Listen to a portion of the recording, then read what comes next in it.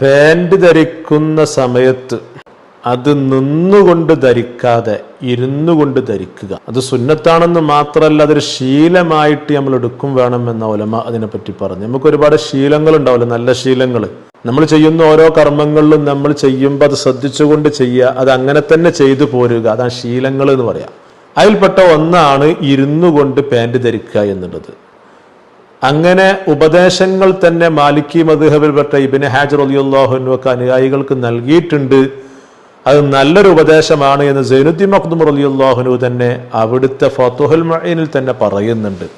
മാലിക്കി മദ്ഹബുകാരനായ ഇബ്നു ഹാജർ റളിയല്ലാഹു അൻഹു ഒക്കെ പറഞ്ഞ എന്താ, നിന്നുകൊണ്ട് തലപ്പാവ് ധരിക്കുക, അതൊരു ശീലമാക്കി എടുക്കണം കേട്ടോ. ഇരുന്നു കൊണ്ട് പാൻറ് ധരിക്കുക.